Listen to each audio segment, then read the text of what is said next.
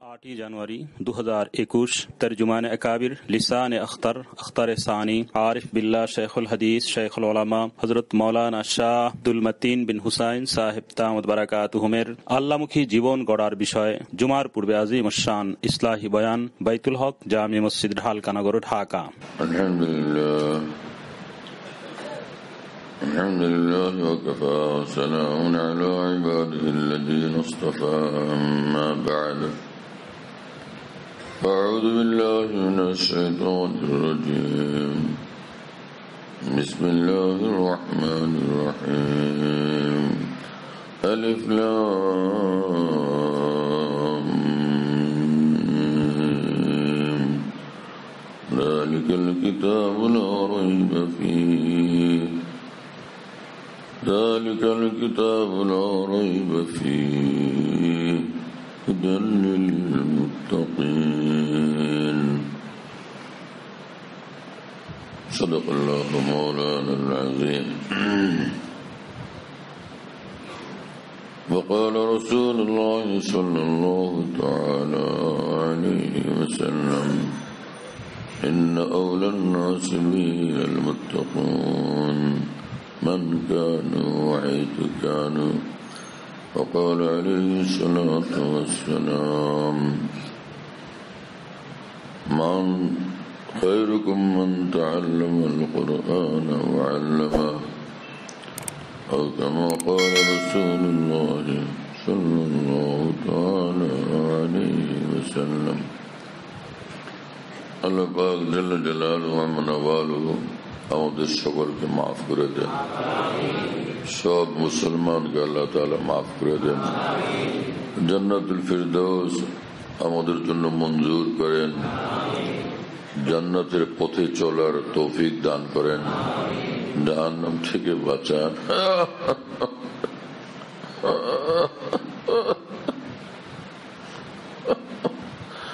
জাহান্নামী কার্যকলাপ থেকে আল্লাহ আমাদের বাঁচান। আল্লাহর মহব্বত মারিফত নূর বন্দেগী এবং রাসূল পাক সাল্লাল্লাহু আলাইহি ওয়াসাল্লামের সুন্নাহ ও আদর্শ অনুসরণের নূর ভরা জিন্দেগি আল্লাহ আমাদের সকলকে নসিব করেন। আল্লাহ পাক জাল্লা জালালুহু ওয়া মানওয়ালুহু পবিত্র কোরআন নাযিল করেছেন। সব নবী রাসূলদের নিকটে আল্লাহর দেওয়া দ্বীন ছিল, হেদায়াত ছিল, এবং নবীদের নিকটে আসমানি কিতাব আসতো, সহিফা আসতো, বড় কিতাব, ছোট কিতাব, বিভিন্ন কিতাব আসতো। তার মধ্যে হেদায়েত দিক নির্দেশনা থাকতো যে এইভাবে করলে আমি খুশি, এইভাবে করলে আমি নারাজ, এই কাজগুলো আমলগুলো তোমরা করবে আর এগুলো তোমরা করবে না। ওই কাজগুলো করা, এটার নাম ইতাআত, আর যে কাজগুলো ত্যাগ করা, নিষেধাজ্ঞা আছে সেটা মানা, সেটাও আল্লাহ পাকের ইতাআত, আল্লাহর আনুগত্য, আল্লাহকে মানা। আর যে বান্দারা এইভাবে আল্লাহকে মানতেন তারা কামিয়াব হয়ে যাইতেন। আর সেই আমলগুলো জিন্দগিতে কিভাবে করা নবী রাসূলগণ সেটা দেখায় দিতেন, বাতলায় দিতেন, বুঝায় দিতেন। নবীর হেদায়েত মোতাবেক সেটা তারা করতেন।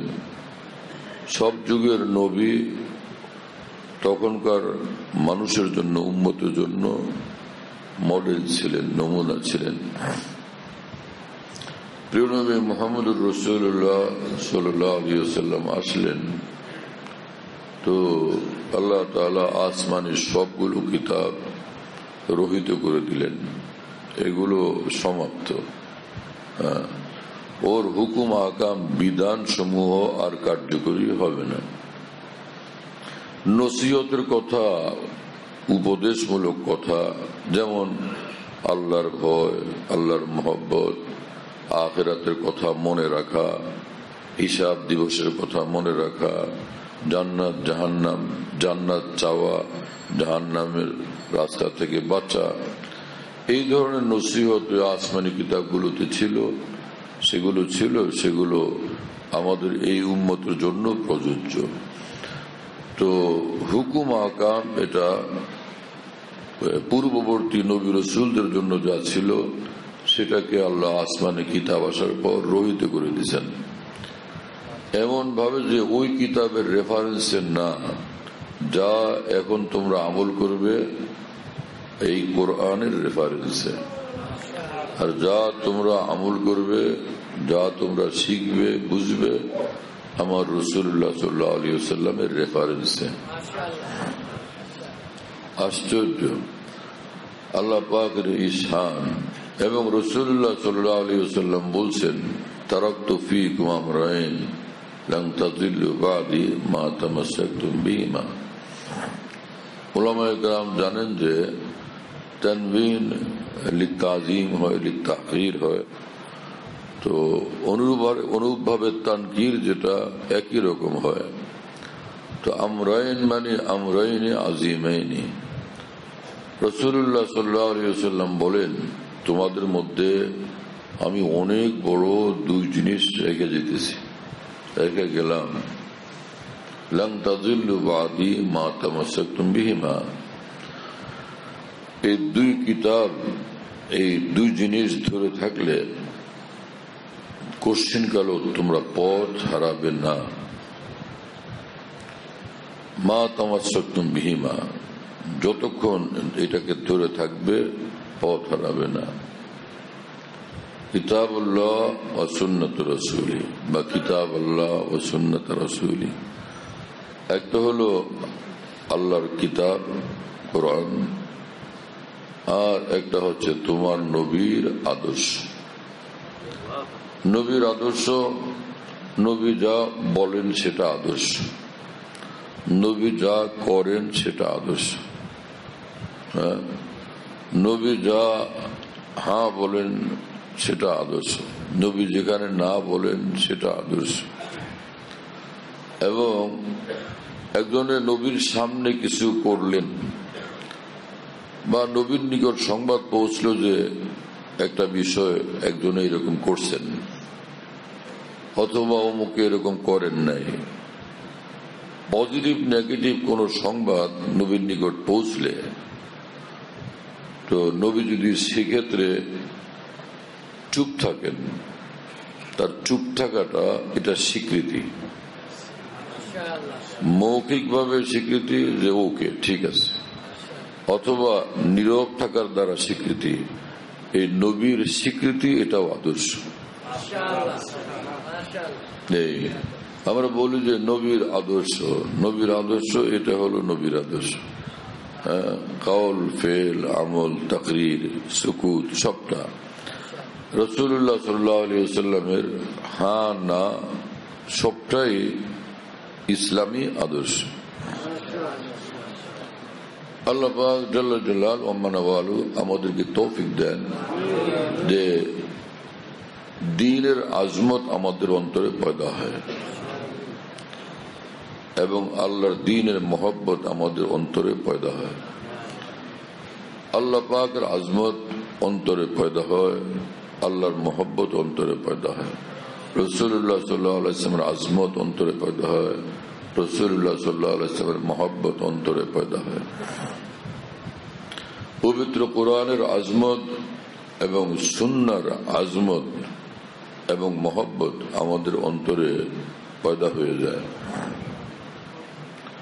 হযরত হাকিমুল উম্মত মাওলানা শাহ আশরাফ আলী থানভী রাহমাতুল্লাহ আলাইহি বলতেন, আমার মুসলমান ভাইরা, দ্বীনের প্রতি আজমত, দ্বীনের প্রতি গভীর শ্রদ্ধা, ভক্তি, বিশ্বাস, আস্থা এক, আরেকটা হচ্ছে দ্বীনের প্রতি মহব্বত, অনুরাগ, আসক্তি, ভালোবাসা, প্রেরণা।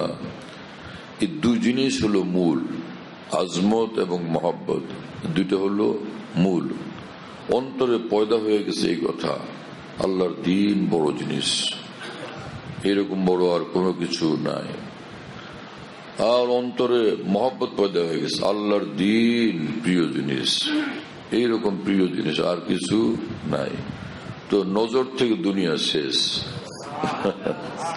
নজর থেকে দুনিয়া শেষ, যে কিছু শুনি না, বাস আল্লাহর দিন, আল্লাহর দিন, আল্লাহর দিন, কিছু শুনি না, আল্লাহর কথা, আমার রসুলের কথা সাল্লাল্লাহু আলাইহি ওয়াসাল্লাম, আল্লাহর কথা, আমার রসুলের কথা সাল্লাল্লাহু আলাইহি ওয়াসাল্লাম। এই জিনিস যার মধ্যে পয়দা হয়ে যায় আর এটাকে ধরে রাখে, সে নিঃসন্দেহে কামিয়াব।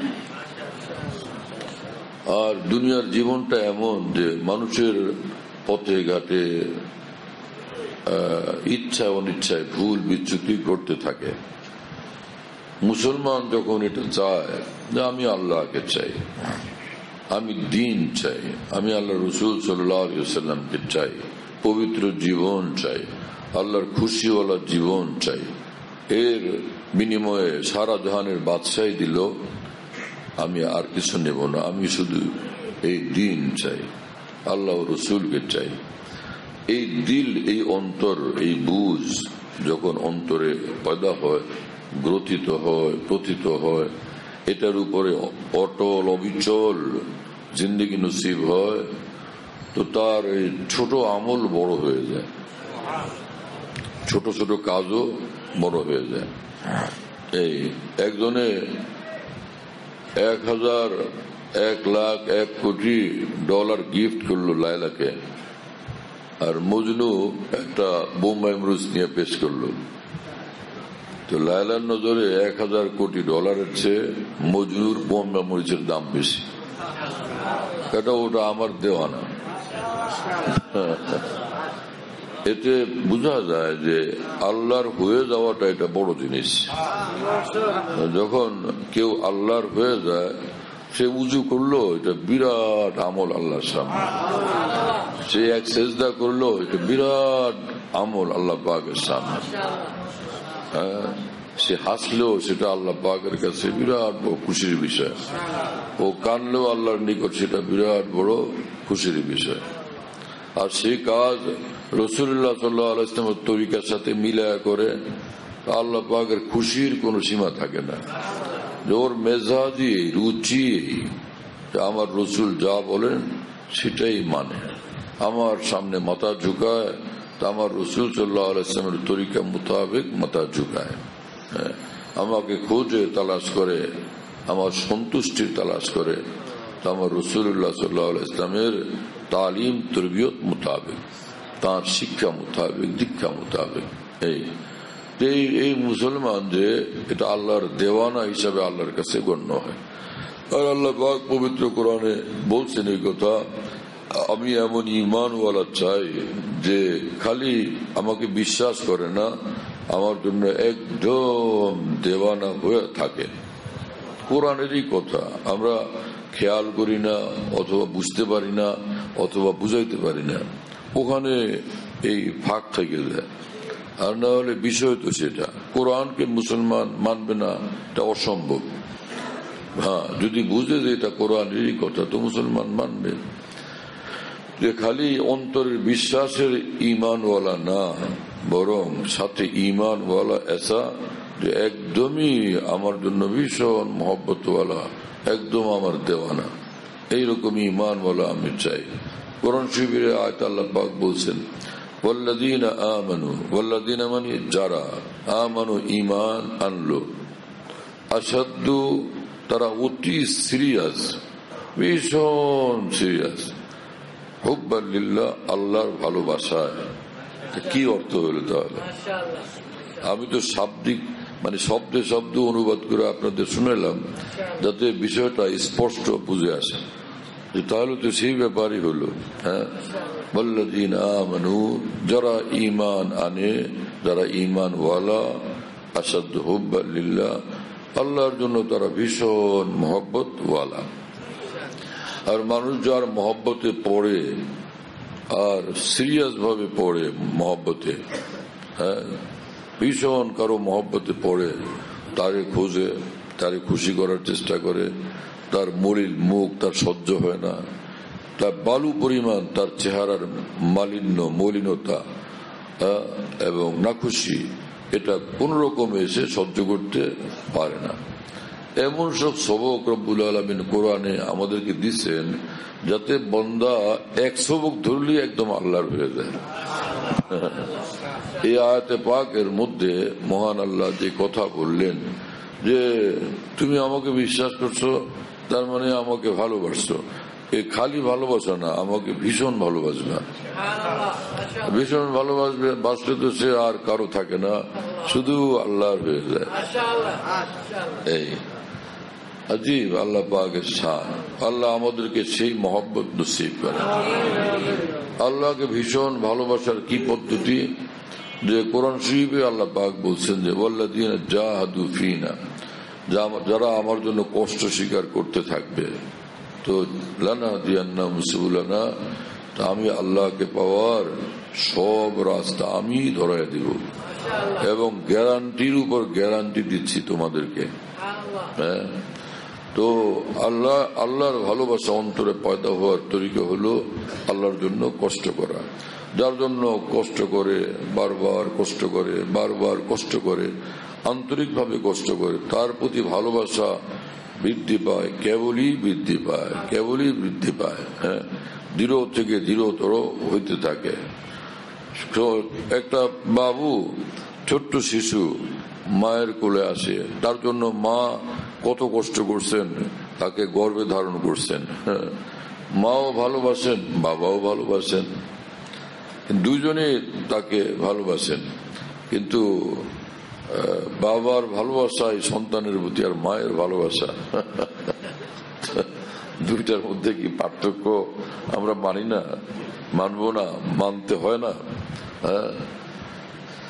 যে স্বামী নিজে উপলব্ধি করে আমার চেয়ে সন্তানের জন্য বেশি কষ্ট করছেন আমার স্ত্রী, স্বামীর অন্তরেও এটা একদম অগাধ বিশ্বাস, তাই না? এক সাহাবী রাসূলুল্লাহ সাল্লাল্লাহু আলাইহি ওয়াসাল্লামকে বললেন যে কাকে আমি ভালোবাসবো, মানবো? বললেন যে উম্মাকা, তোমার মাকে। বললেন যে তারপরে? বলে উম্মাকা, তোমার আম্মাকে, তোমার মাকে। তারপর তো উম্মাকা, তোমার মাকে। তারপর তোমার আব্বাকে। তিনবার মায়ের কথা বলছেন আর আব্বার কথা তারপরে বলছেন। এতে দুনিয়াতে কোনো আব্বা নারাজ হবেন না যে আমার ব্যাপারটা এমন গৌণ হলো কেন। সারা দুনিয়ায় ঘুরে বেড়ান যে আব্বা, খালি বাসায় গিয়ে বলেন যে আমার ছেলেটা কই। আর ওখানে তো মা তাকে সেই গর্ভে থেকে, গর্ভধারণ থেকে নিয়ে শুরু করেন, তার জন্য কষ্ট স্বীকার। এরপরে এই পেটে থাকা অবস্থা কত কষ্ট, অনেকদিন পর্যন্ত খাইতে পারেন না, খাওয়া দাওয়া প্রায় বন্ধ বলা যায়। এই এরপরে খালি বমি আসে, মাথা ঘুরায়, আর এই একটা ভারী বোঝা পেটে ধারণ করে বহন করে দিন রাত চলা, এই চলা, উঠা, বসা, খাওয়া, শোয়া, কাজ করা কিভাবে সম্ভব? তাহলে কি কষ্ট। এবং আল্লাহ পাক সূরা লুকমানে বলছেন যে তোমার মা হামালাতহু উম্মুহু ওয়াহানান আলা ওয়াহানিন, তাই না? কষ্টের উপর কষ্ট, কষ্টের উপর কষ্ট করে এই মা তোমাকে পেটে ধারণ করছেন, গর্ভে ধারণ করছেন। কথা বুঝতেছেন ভাইরা? সুবহানাল্লাহ তাআলা ওয়া বিহামদিহি।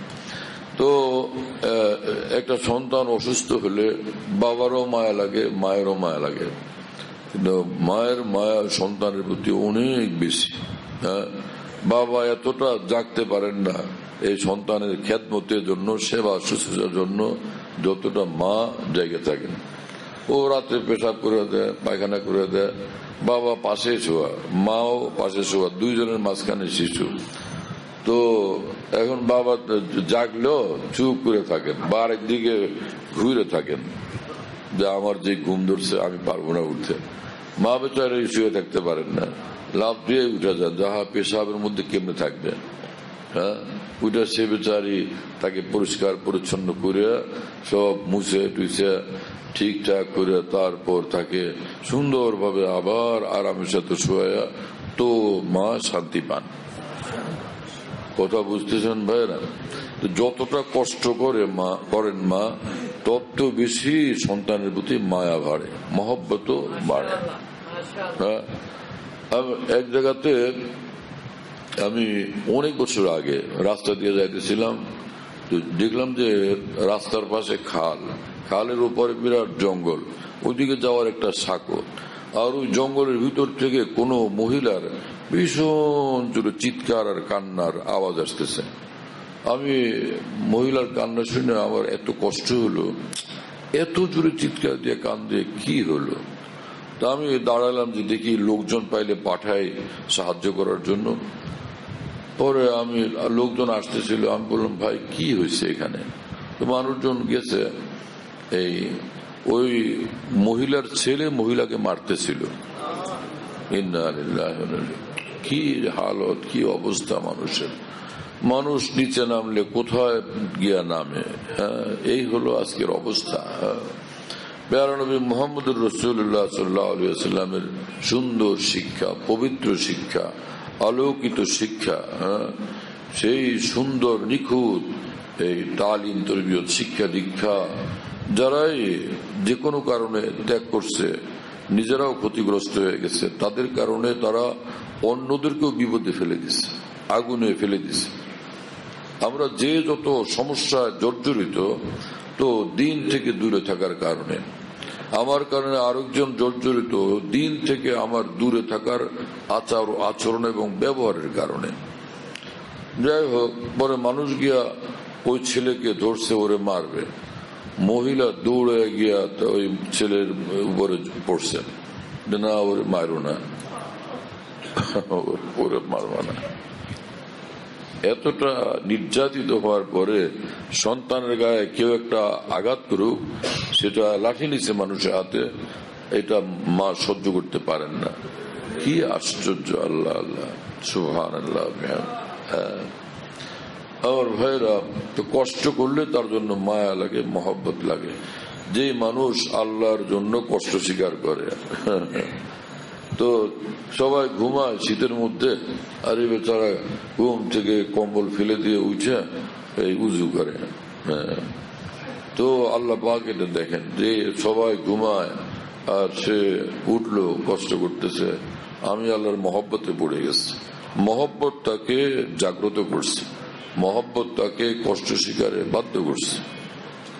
এসকে কি মুশকিল নেহার মুশকিল কো আসান কর দিয়া। ভালোবাসা সব কষ্টকে আসান করে দেয়। সবাই ঘরে বসে থাকে, কেমনে যায় মসজিদে? তো সেইগুলো এই বেচারা যে আল্লাহর মহব্বতে পড়ছে, মহব্বত তাকে বান্ধে নিয়ে যায়, তুই চল মসজিদে, চল মসজিদে চল।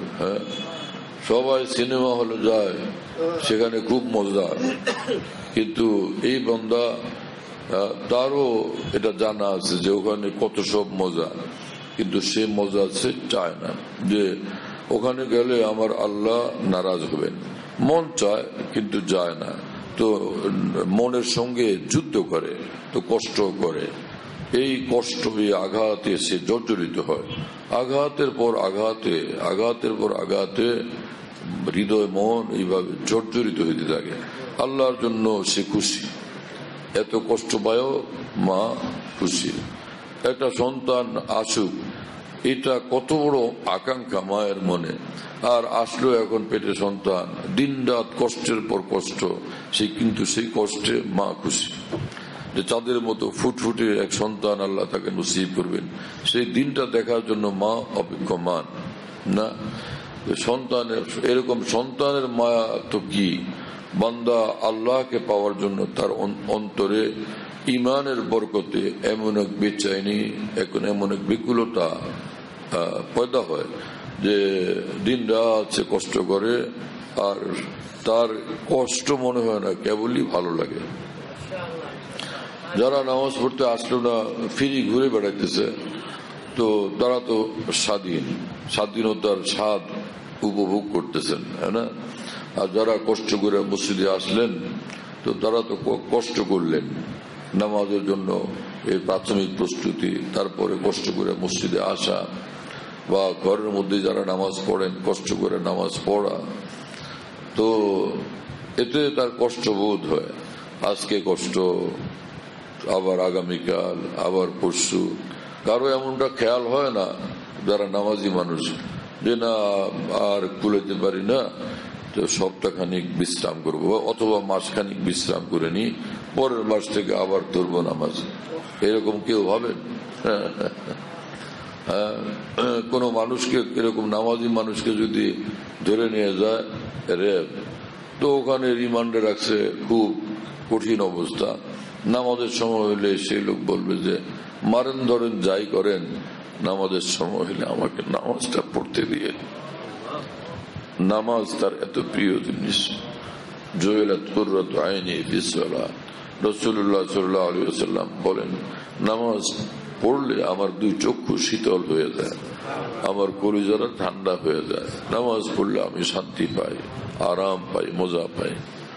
নামাজের মধ্যে মুমিনের মেরাজ হয়ে যায় আল্লাহর সঙ্গে। নামাজ হলো মুমিনের মেরাজ, ঈমানওয়ালাদের মেরাজ। নামাজে এক ঈমানওয়ালা আল্লাহ পাক জাল্লা জালালুহু ওয়া মানওয়ালুর গভীরতম নৈকট্য দ্বারা ধন্য হয়। আল্লাহ পাকের এত কাছে যায়, এত কাছে যায়, এত কাছে যায়, এটা অকল্পনীয় নামাজের মধ্যে। তো কোরআন এটা আসমানি কিতাব, এমন কিতাব যে यतीमे के नकरदा कुरान दुरुस्त, कुतुब खान आए चांदे मिल्लत बशुस्त। রাসূলুল্লাহ সাল্লাল্লাহু আলাইহি ওয়াসাল্লাম ইয়তীম ছিলেন, বড় হয়েছেন, তো 40 বছর পুরো হয়েছে, জিবরিল আমিন আসছেন ওহী নিয়ে, বস তিনি নবুয়ত প্রাপ্ত হয়েছেন, তাকে কিতাব দেওয়া শুরু হলো। কোরআন শরীফে একদিনে পুরোটা নাজিল হয় নাই, কিছু আয়াত আসতো, এটা তিনি শুনতেন, শুনাইতেন, এইভাবে হেফাজত করতেন। সেটা দুই ভাবে, সাহাবায়ে কেরাম শুনতেন তো তারা মুখস্থ করে ফেলতেন, আর কোনো কিছুর ভিতরে সেটাকে লিপিবদ্ধ করা হইতো। তখন কাগজ ছিল না, এই হাড্ডির মধ্যে লিখতেন, কোনো গাছের টুকরার মধ্যে লিখতেন, কষ্ট করে কোনো পাথরের মধ্যে লিখতেন। এভাবে কোরআন শরীফকে লিখে লিখে তারা হেফাজত করতেন, আর মুখস্থও করতেন, দুইটাই করতেন না। বাস আস্তে আস্তে তো এইভাবে একদিন কোরআন পূর্ণতা লাভ করলো।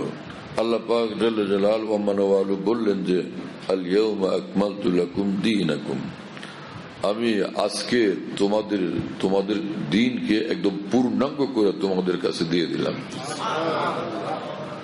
আতমামতু আলাইকুম নি'মাতি, আমার যা নেয়ামত দেওয়া ছিল নবীর নবুয়তের মাধ্যমে, সেটাকে আজকে একদম পূর্ণাঙ্গ করে দিলাম।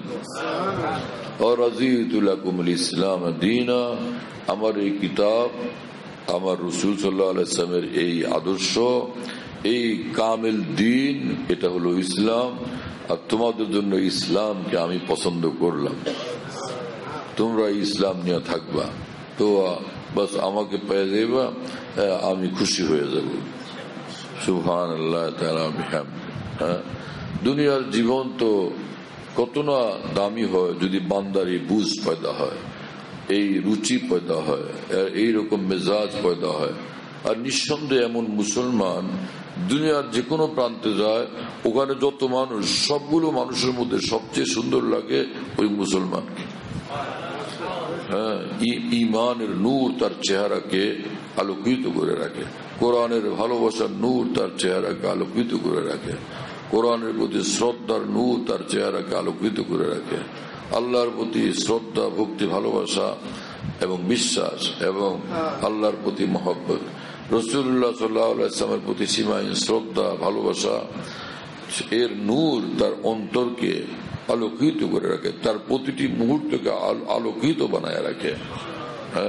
কিসের সূর্যের আলো তার সামনে? তার ঈমানের নূর সূর্যের আলোর চেয়েও প্রখর, আল্লাহর ভালোবাসার নূর সূর্যের আলোর চেয়েও প্রখর, রাসূলুল্লাহ সাল্লাল্লাহু আলাইহি ওয়াসাল্লামের ভালোবাসার নূর সূর্যের আলোর চেয়েও প্রখর। এক মুমিন এতটা আলোকিত জীবন যাপন করে। আল্লাহ পাক জাল্লা জালালুহু ওয়া মানওয়ালু বলেন যে আলিফ লাম মিম আমরা পড়ি না, এরপরে কি যালিকা মানে ওই আল কিতাব, এই মহিমান্বিত কিতাব, ওই যে কিতাবটি মানে এই কিতাব মহিমান্বিত এই কোরআন, লা রাইবা ফিহি, এতে সন্দেহের কোন অবকাশ নাই। আল্লাহ বলছেন এই কথা। হুদাল লিল মুত্তাকিন, হুদান মানে হেদায়েত, গাইডলাইন, দিক নির্দেশনা, লিল মুত্তাকিন ফেরেজ বান্দাদের জন্য, পবিত্র জীবন, পবিত্র অন্তর জীবনওয়ালা বান্দাদের জন্য। তো বোঝা গেল যে এই কোরআন যারা অনুসরণ করবে, কোরআনকে যারা জীবনে ধারণ করবে, বাস্তবায়ন করবে, প্রতিফলিত করবে, তো তারা এই কোরআনের হেদায়েত এর নির্দেশনার আলোকে মুত্তাকি হয়ে যাবে। মুত্তাকি, এর মুত্তাকির বহু বচন হলো মুত্তাকিন, এরা সব মুত্তাকি হয়ে যাবে। তো এই আয়াতে পাক থেকে স্পষ্ট হয় কোরআন নাজিল হলো মুত্তাকি বানানোর জন্য, না মুত্তাকি বানানোর জন্য। বাকি যে শুরুতে বললেন যে আলিফ লাম মিম, সেটা কি?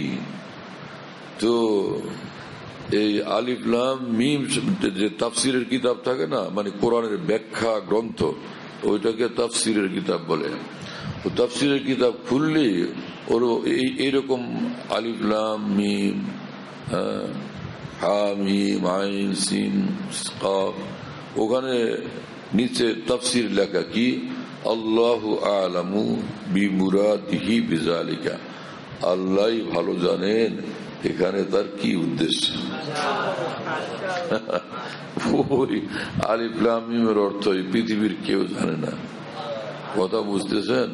তো কি ব্যাপার সেটা আল্লাহ ভালো জানেন, যে আল্লাহ তার রসুলকে এখানে কি বলছেন। ঢাকাতে এক বড় বুজুর্গ ছিলেন ভারতের, উনি প্রতিদিন আসরের নামাজের পর লালবাগ মাদ্রাসা থেকে, প্রতিদিন না প্রায় উনাকে আর পাওয়া যেত না। তো আমার এক উস্তাদ মাওলানা সালাউদ্দিন সাহেব রহমাতুল্লাহ বলছিলেন যে তিনি ছিলেন ওনার শিষ্য, হুজুর কই জান আমরা পাই না। আজকে ওনার পিছনে লাগলাম, তো ছুটতে ছুটতে ছুটতে ছুটতে গিয়া ওনার পিছনে দৌড়াইতে গিয়ে দেখলেন যে উনি ঢুকছেন এক ঘরে। তো তখন ইনি টের পাইছেন যে আমার এই শিষ্য আমার সঙ্গে আইসে গেছে, আর তাকে ফেরত পাঠান নাই, তাড়ান নাই, একসঙ্গে ঢুকছেন। পরে ওই যে এক বুজুর্গকে দেখলেন যে বুড়া মানুষ শুয়ে রয়েছেন, আর ইনি মস্ত বড় আলেম, বিশ্ব কাঁপানো আলেম, হাজার লাখ আলেম তার সামনে মাথা নত করেন, এত বড় আলেম, সুনানের লেখক ভাই। সারা বাংলাদেশের আলেমদের একত্রিত করে দিলে, আর সেখানে যদি এই মানুষটা থাকেন যার কথা আলোচনা করতেছি, সব আলেমরা তার সামনে আদবের সঙ্গে বসে থাকবেন। এইরকম এত বড় আলেম তিনি আল্লামা জাফর আহমদ উসমানী রহমতুল্লাহ আলী, উসমান রাজিয়াল্লাহর বংশধর। তিনি গেছেন, আর ওই বুজুর্গ যে তিনি শুয়ে আছেন, উনি আস্তে আস্তে উঠলেন, একটু বসছেন, আর ইনি খুব তার সামনে আদবের সাথে বসে আছেন। আমার উস্তাদ বলেন যে দুইজনে কথা বলতেছেন আমার সামনে খুব, কিন্তু আমি কিচ্ছুই বুঝতেছি না কি বলেন তারা। এটা কি বাংলা না উর্দু না ফার্সি না আরবি না ইংরেজি, মানে যেটাই হোক হুজুর তো বুঝতে পারবেন, আমি কিচ্ছু বুঝি না কি এটা কোন ভাষা। বাকিরা সকালে যখন এই গাছের ডালে কিচির মিচির করে, আপনারা এখানে পুরানা তাহাজ্জুদ গুজার যারা আছেন, পুরানা নামাজি অথবা পুরানা বিজ্ঞ আলেম, কে কে সেটা বুঝতে পারেন বলেন দেখি, কেউ কিছু বুঝেন? তো ওনাদের এই কথা দুইজনেরই আলাপচারিতা কিছুই বুঝলেন না। পরে ওই মুরব্বী বুজুর্গ তিনি বললেন যে এই ছেলে দেখো ওই পাতিলে কি আছে, লও এবং খাও। একটা পাতিল রাখা, ওই নানান রকমের আইটেম, মানে ভ্যারাইটিস, এটা ওটা কি কি সব একত্রিত করে পাকানো। পরে হুজুর কিছু নিলেন, নিয়ে ওখান থেকে খাইলেন। হুজুর আমাকে বলছেন যে জীবনে এরকম সুস্বাদু খাবার আমি খাইনি। কি যে এটা, যাই হোক। পরে আমার উস্তাদ আল্লামা জাফর উসমানী বের হলেন। ওনাদের কথা শেষ হওয়ার পর আমিও তার সঙ্গে সঙ্গে বের হয়ে আসলাম। উনি আর রাগ করেন না যে তুমি আর আমার অনুমতি ছাড়া গেলাম। বোঝা যায় যে কত বেশি ঘনিষ্ঠ ছিলেন, শিষ্য ছিলেন, খাদেম ছিলেন, ভীষণ ভক্ত ছিলেন, অনুরক্ত ছিলেন। এই তো যাই হোক, তো দুইজনের কথা হুজুর বললেন যে কিছুই বুঝলাম না। তো সে কে মানুষটা? তো এই আল্লামা জাফর উসমানী, এই ওনার সম্পর্ক তো হাকিমুল উম্মত মাওলানা থানভীর সঙ্গে। তার হাতে বায়াত এবং তার মাদ্রাসায় পড়ে বড় আলেম হয়েছেন। এবং এই ওনার এক উস্তাদ মাওলানা খলিল আহমদ সাহারানপুর রহমতুল্লাহ আলাইহি, আবার মাওলানা থানভী ওনার আপন মামা।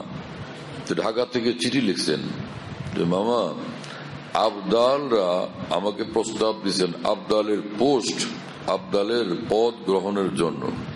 হযরত থানভী লিখছেন, জাফর আহমদ কখনো আবদালের এই পদ গ্রহণ করো না, কারণ আবদালরা যেই পোস্টে থাকেন, যেই পদে থাকেন, তার চেয়ে কখনোই প্রমোশন হয় না, কখনোই প্রমোশন হয় না।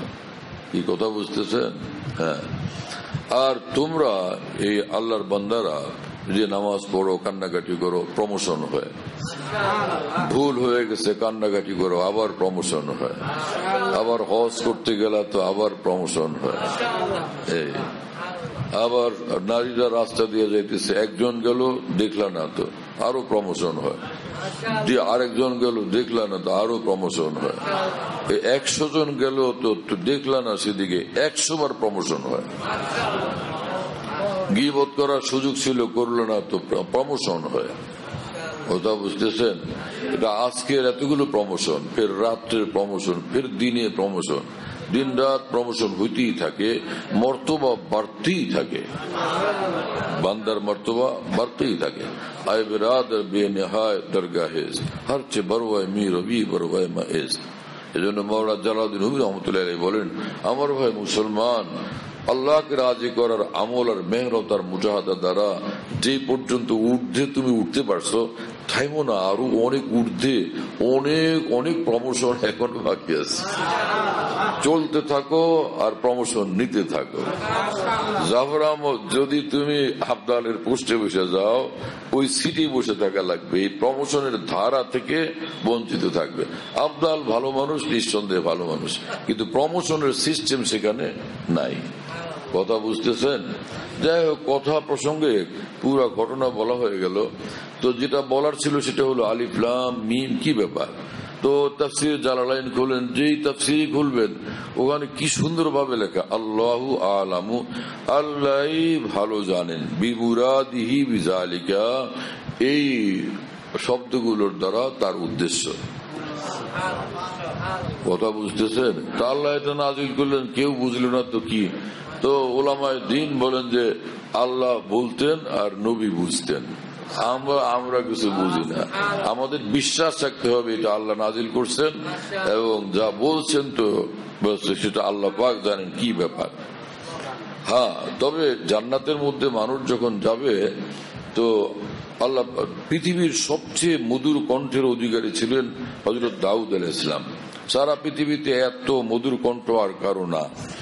তো জান্নাতের মধ্যে আল্লাহ পাক আমাদেরকে কবুল করেন।